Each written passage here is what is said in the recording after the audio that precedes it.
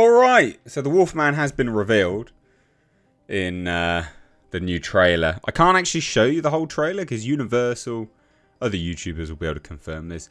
Universal do really annoying copyright claims for this stuff. So the Wolfman's been revealed, but Lee Winnell has also broken down the sort of thought process behind it as well. So, yeah, I thought we'd take a look at it. Overall, you know, this is what they revealed at Halloween Horror Nights. We have actually seen this. This is a terrible design. But I don't think this is going to be the actual Wolfman, as in the guy that turns into the Wolfman. This is new. So, you know, I think this design's not great. I'm not going to lie. Like, I've already done a video on that. However, I did quite like some of the commentary here. So, Lee Winnell brings the Universal monsters back into the spotlight with Wolfman exclusive. This is on Discussing Film. And he sort of discusses a little bit about Invisible Man. They were supposed to make a sequel to that, weren't they? But then also discusses Wolfman and the sort of inspiration for it, the theme of it. It is genuinely interesting. I quite like Lee Winnell. Like, as a director, he's pretty decent. So, we will... let's take a look, shall we?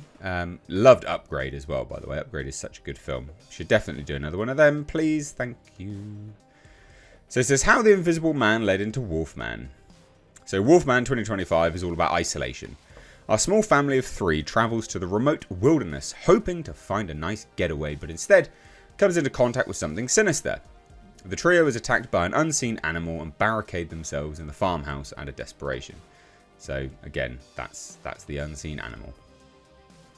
It says, whilst the mysterious creature prowls the perimeter outside, evil also starts to manifest from inside the home, as an infected Blake slowly transforms into something unrecognisable.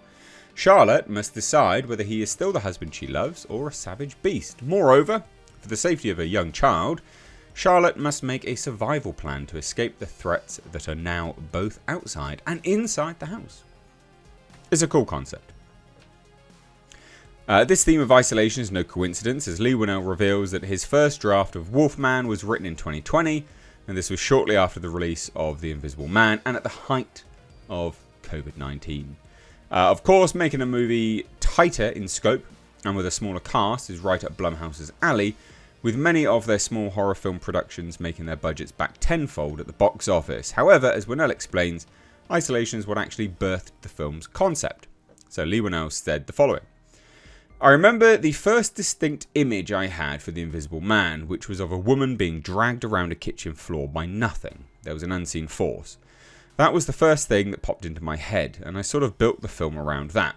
For Wolfman, for some reason, the image of this remote mountainous region was in my head. The first draft was written in 2020 during the COVID lockdown, and I remember I would walk my dog every night, and it was like 28 days later. The streets were just so empty and quiet. A very specific vibe crept in, and I wanted to reflect that isolation in the script. I mean, that's cool. That is good.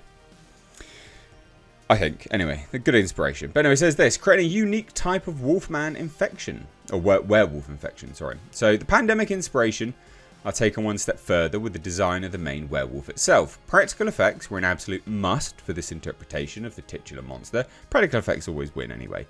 So he said the following, quote, I don't want to break that tradition that goes all the way back to Lon Chaney, states Winnell, but there have been plenty of great versions of the Wolfman across cinema history. In his own words, quote, you can't compete with makeup VFX legend Rick Baker, and you can't compete with legendary makeup artist Jack Pierce either.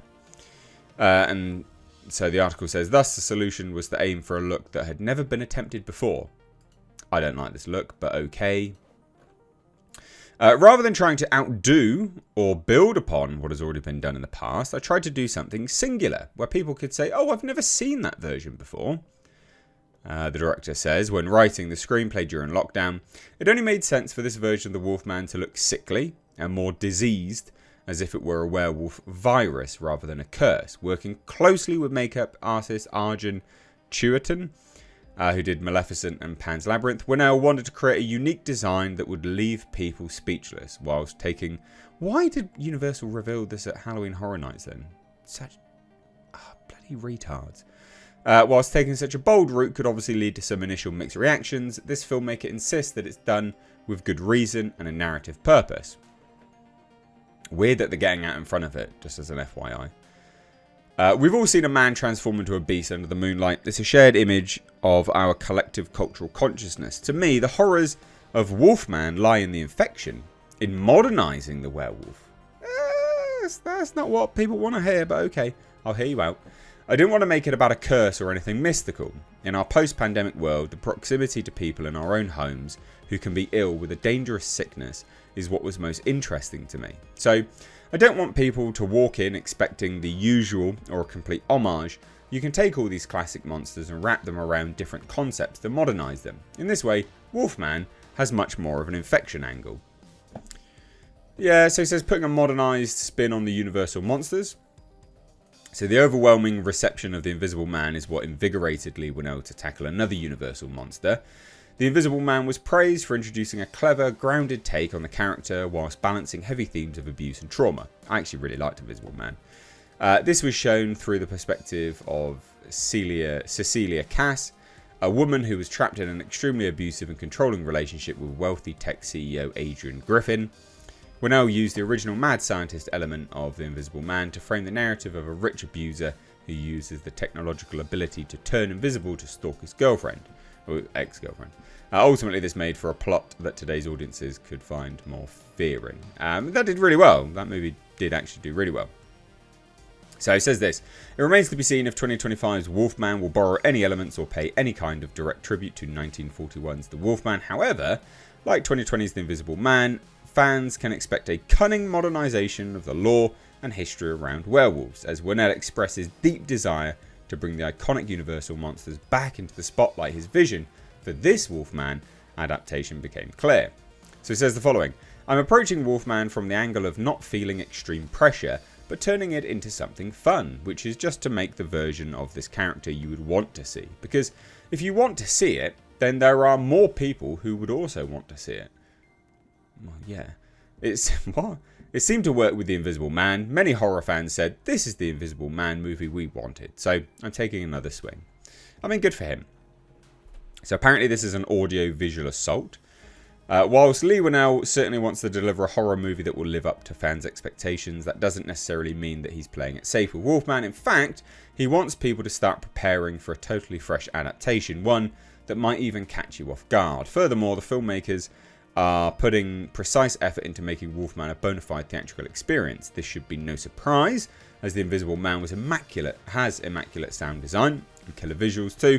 Although when it comes to the Wolfman, Whannell describes it as an audio-visual assault. If you still have any doubts about seeing Wolfman in theatres next January, then the next quote should secure your ticket. So he says the following: don't come in expecting the usual, expect something different and distinctive. I think audiences are ready for a new take on this enduring character. Hopefully, they will also have a great night out at the movies. They'll be scared, they'll be emotionally affected. We've gone absolutely crazy with the sound of this film. It's an audio-visual assault. I know people say this all the time, but this movie was designed for movie theatres because of the audio-visual experience. With Wolfman, we have used every tool in the systematic arsenal to make it a true cinematic experience. Well, there you go, and it's releasing in January, so is that kind of like the dumping ground? They should have released it this month, to be fair. But there you go. So it's an infection more than anything else. The new trailer's out. I can't show it to you. You go watch it by yourself. But there you go. What do you guys think? Let me know down below. Thank you so much for watching. Give the video a like. And please do share it. Take care. Bye-bye now.